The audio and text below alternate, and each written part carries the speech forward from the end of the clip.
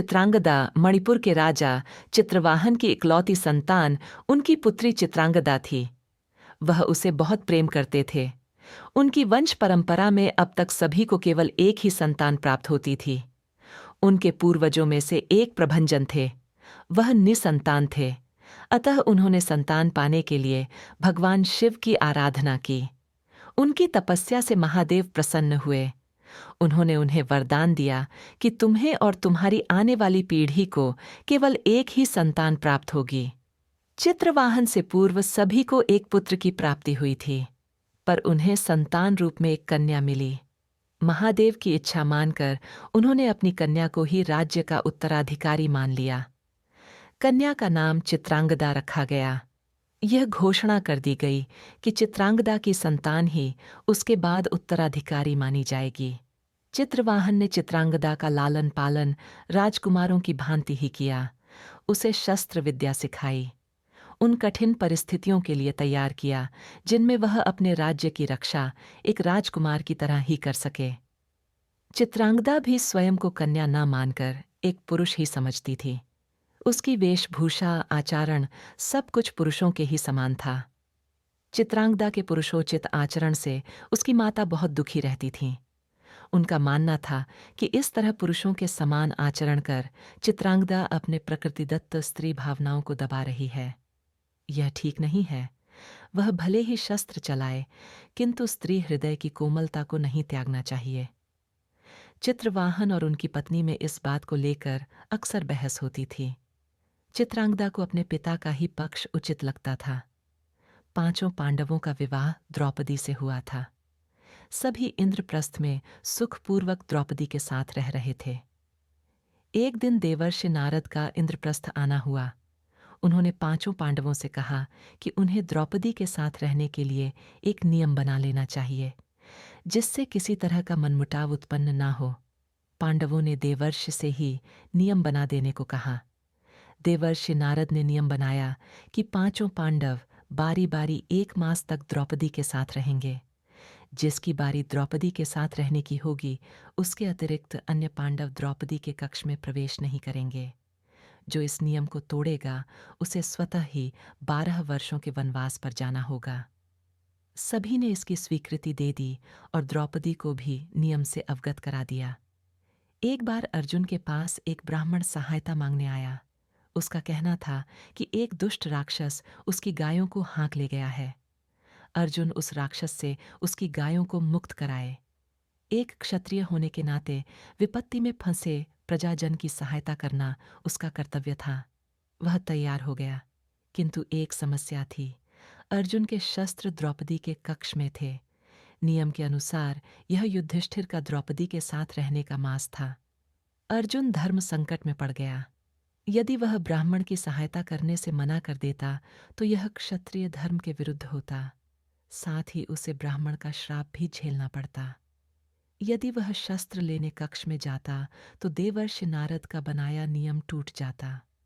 अर्जुन ने विचार किया कि क्षत्रिय धर्म की अवहेलना कर ब्राह्मण के श्राप का भागी बनने से नियम तोड़कर 12 वर्षों का वनवास भोगना अधिक उचित है।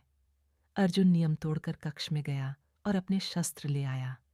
ब्राह्मण की सहायता करके लौटने के बाद वह नियम तोड़ने के अपराध की सजा भुगतने के लिए 12 वर्ष के वनवास पर चला गया। वनवास की अवधि में कई स्थानों पर घूमते हुए वह मणिपुर राज्य पहुंचा। यह राज्य प्राकृतिक सुंदरता से परिपूर्ण था। यहीं एक वन में एक शांत स्थान पर अर्जुन तपस्या करने लगा। चित्रांगद वन में आखेट के लिए गई थी।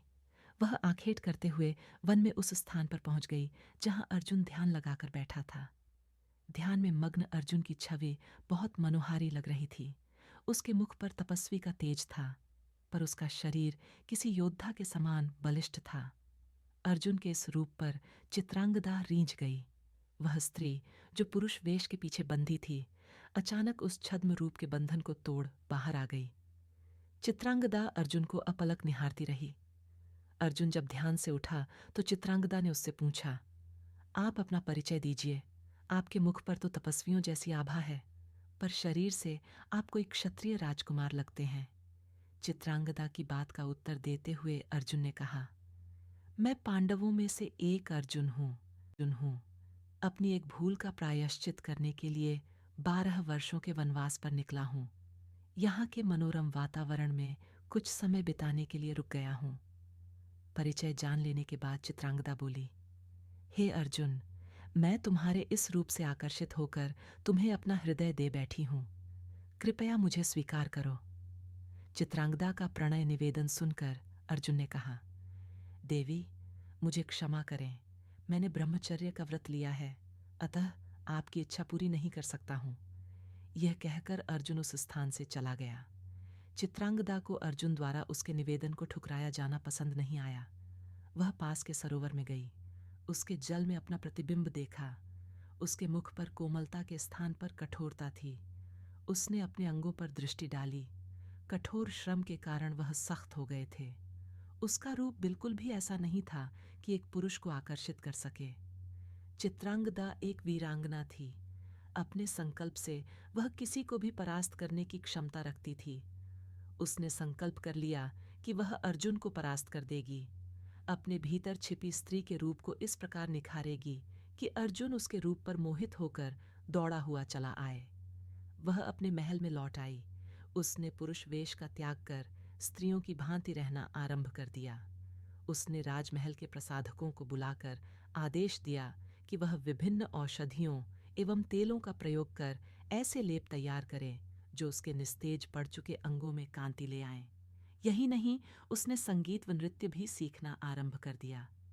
अपनी माता से उसने वह सारी बातें सीखना शुरू कर दिया जो पुरुष को बांधे रखने में सहायक होती हैं। अपने संकल्प से वह कुछ ही समय में एक रूपवती आकर्षक स्त्री बन गई, जिसके पास पुरुष के हृदय में हलचल मचा देने के सारे गुण थे। आकर्षक व रूपवती चित्रांगदा अर्जुन के प्रेम को जीतने के संकल्प के साथ उसके सम्मुख उपस्थित हुई। उसे नए रूप में देखकर अर्जुन उस पर मोहित हो गए। क्या अब भी तुम मेरा प्रणय निवेदन अस्वीकार करोगे अर्जुन? चित्रांगदा के उस अद्भुत रूप को देखकर अर्जुन उसके प्रेम को अस्वीकार नहीं कर पाया। चित्रांगदा अर्जुन से मिलने रोज वन में आती थी। उसे रिझाने के लिए वह और अधिक बनाव श्रृंगार करती थी। इस तरह मिलते हुए बहुत समय बीत गया, पर अब चित्रांगदा को यह महसूस होने लगा था कि एक नारी होने के नाते वह अर्जुन से प्रेम करती है, पर अपने प्रेम को बनाए रखने के लिए वह अपने भीतर की वीरांगना को समाप्त कर रही है। स्वयं को आकर्षक बनाए रखने के लिए उसने बहुत समय से शस्त्रों को हाथ भी नहीं लगाया है। यह उसके वास्तविक स्वभाव के विपरीत है। अर्जुन चित्रांगदा के उस आकर्षक रूप पर मोहित था, परंतु जब भी वह चित्रांगदा से मिलता था तो उसे अनुभव होता था कि चित्रांगदा पूरी तरह से उसके साथ नहीं है। उसके व्यक्तित्व का एक पक्ष है जिसे वह छिपा रही है। चित्रांगदा और अर्जुन दोनों ही इस दिखावे से ऊबने लगे थे। एक दिन जब चित्रांगदा अर्जुन से मिलने आई थी, तभी ग्रामीणों का एक दल विलाप करते हुए उधर से गुजरा। चित्रांगदा ने उनसे उनके दुख का कारण पूछा। उन्होंने बताया कि उनके गांव पर लुटेरों ने धावा बोल दिया है। उनकी रक्षा करने वाला कोई नहीं है। पुत्र विहीन राजा चित्रवाहन ने अपनी कन्या को इस योग्य बनाया था कि वह प्रजा की रक्षा कर सके, पर वह किसी के प्रेम में पड़कर सब भूल गई है। ग्रामीणों की बात सुनकर चित्रांगदा लज्जित हुई। उसने कहा कि वही राजा चित्रवाहन की पुत्री है। उसे अपने कर्तव्य का बोध हो गया है। मैं आप लोगों की रक्षा करूंगी। चित्रांगदा ने अर्जुन से कहा, मुझे क्षमा करना। तुम्हारा प्रेम जीतने के लिए मैं अपने कर्तव्य से विमुख हो गई, पर अब मैं और एक छद्म रूप में नहीं रह सकती हूं। मैं जा रही हूं। अर्जुन ने उससे कहा, तुम्हारी कर्तव्य परायणता ने मुझे प्रभावित किया है। मैं भी क्षत्रिय हूं, अतः प्रजा की रक्षा के दायित्व में मुझे भी भागीदार बना लो। दोनों महल से अस्त्र लेकर गांव को लुटेरों से बचाने चले गए। चित्रांगदा बहुत वीरता के साथ लुटेरों का सामना कर रही थी। उसका यह रूप अर्जुन को और भी अधिक पसंद आया। लुटेरों को परास्त करने के बाद उसने चित्रांगदा से कहा, तुम्हारा यह रूप और भी अधिक आकर्षक है। मैं तुम्हें पहले से अधिक प्रेम करने लगा हूं। क्या तुम मुझसे विवाह करोगी? चित्रांगदा ने कहा कि इसके लिए उसे अपने पिता की अनुमति लेनी होगी। चित्रांगदा उसे लेकर चित्रवाहन के पास गई। अर्जुन ने चित्रवाहन से उसका हाथ मांगा।